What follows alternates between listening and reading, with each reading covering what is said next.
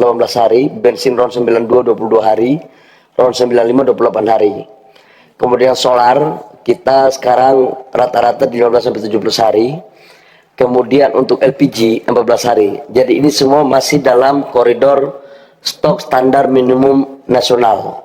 Jadi kalau kita untuk Nataru, insya Allah aman Bapak, sekalipun kita kena di persoalan di bencana.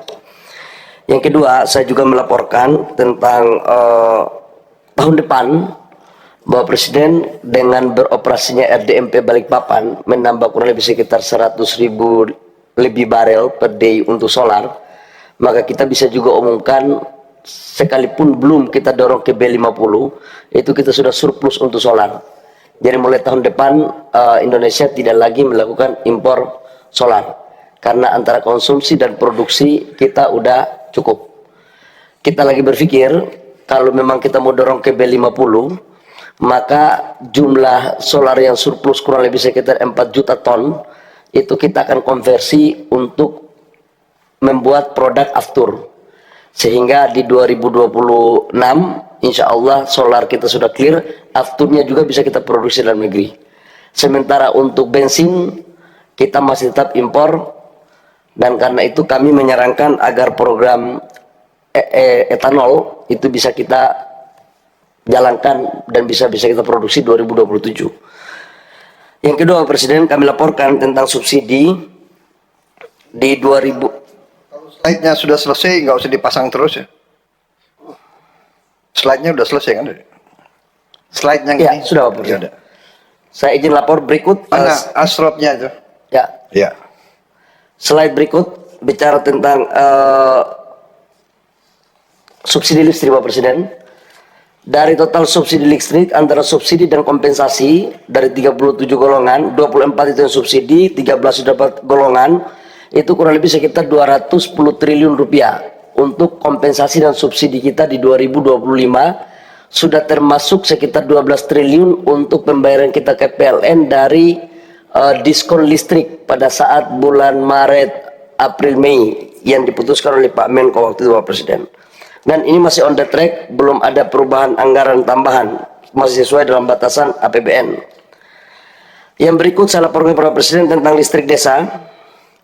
Jadi Bapak Presiden, listrik desa ini seperti kemarin di Sumatera Utara masih ada beberapa, sekalipun listriknya sudah 99,9%, tapi masih ada kurang lebih sekitar hampir 50 desa di 4 kabupaten yang belum ada listrik. Ternyata itu bukan karena persoalan banjir saja, tapi memang jaringan listrik kita yang belum ada di sana. Jadi ini adalah akumulasi dari 5.700 desa yang belum ada listrik, 4.400 dusun.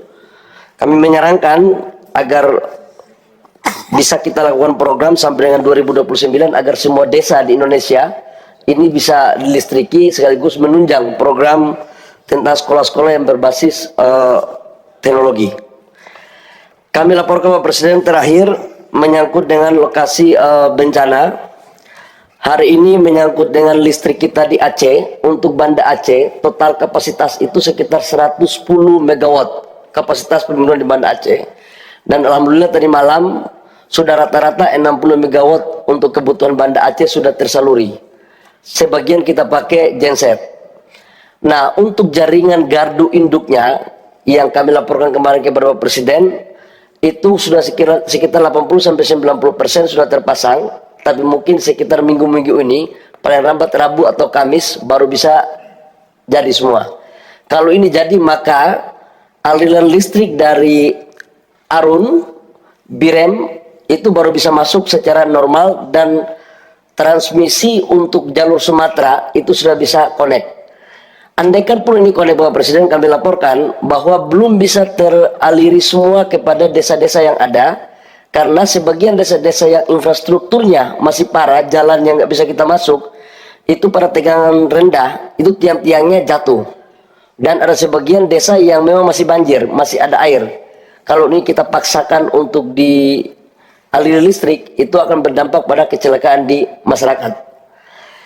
Terakhir saya laporkan kepada Presiden terkait dengan mobilisasi BBM dan LPG di daerah Sumatera, khususnya Sumut sama Aceh. Kalau Sumbar relatif insya Allah jauh lebih baik.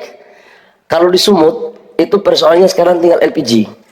LPG yang masih butuh atensi besar karena sebagian jalan belum, maka kita menambah kapal dalam rangka memobilisasi LPG dari laut. Kemudian kalau Aceh Bapak Presiden, jujur saya katakan di 3 kabupaten itu memang membutuhkan effort yang sangat luar biasa karena akses darat belum bisa. Jadi kami masih drop dengan Pertamina pakai heli, pakai pesawat Hercules, ada jalan-jalan tikus juga kami pakai, kemudian rakit juga kita lakukan. Apapun yang bisa kita dorong untuk bisa melakukan percepatan, kita maksimalkan potensi yang ada. Demikian laporan Bapak Presiden dari kami. Assalamualaikum warahmatullahi wabarakatuh. Selanjutnya dipersilakan Bapak Menteri Sosial terkait bantuan sosial, BLT reguler dan tambahan 3 bulan, sekolah rakyat, serta penyaluran logistik di daerah bencana. Untuk selanjutnya nanti Menteri Kehutanan untuk persiapan. Bapak Menteri Sosial dipersilakan. Terima kasih Pak Seskap, Pak Presiden, Bapak Wakil Presiden. Izin melaporkan beberapa hal. Yang pertama tentang sekolah rakyat. Alhamdulillah 166 sekolah rakyat semuanya telah mulai beroperasi. 67 di bulan Juli, Agustus ada 37, dan pada bulan September 66. Semuanya telah dilengkapi dengan laptop siswa, laptop guru, smartboard, dan juga seragam sekolah. Ada 15.945 siswa, 2.407 guru, dan 4.442 tenaga kependidikan. Kaitannya dengan bencana, ada 9 sekolah rakyat yang terdampak. Aktivitas belajar mengajar berhenti sementara. Sebagian siswa dipulangkan sementara. Kondisi sekolah sekarang dalam tahap pembersihan. Alhamdulillah tidak ada korban. Kemudian kami lanjutkan Bapak Presiden, jika nanti sudah ada waktu yang luang, izin untuk bisa meluncurkan secara resmi penyelenggaraan sekolah rakyat rintisan tahun 2025-2026. Berikutnya kami laporkan tentang Bansos. Sebelum kami melaporkan realisasi Pagu Bansos Sosial tahun 2025 sebagaimana di dalam layar, itu ada nilainya semuanya, pagu anggarannya adalah sekitar 75 triliun. Ada 2 yang ini nanti kami usulkan untuk mendapatkan makan bergizi gratis untuk lansia terlantar usia di atas 75 tahun dan juga untuk nanti para penyandang disabilitas. Selama ini kami menyalurkan kepada 100.000 lebih lansia terlantar dan 36.000 kepada penyandang disabilitas. Sehari dapat makan bergizi gratis 2 kali, pagi dan siang, yang sementara ini dilayani oleh kelompok masyarakat dan diantarkan langsung ke rumah masing-masing penerima manfaat. Kemudian di tahun 2025 realisasinya sebagai berikut Pak Presiden. Untuk bansos reguler, alhamdulillah semuanya sudah di atas 90%, kecuali sembako atau bansos sembako di triwulan 4 yang baru mencapai 40%. Karena anggarannya masih dalam proses pengajuan anggaran tambahan.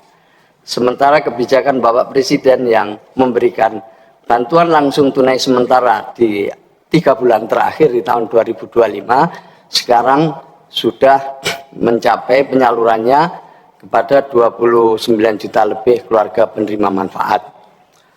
Nilainya sudah 27 triliun lebih.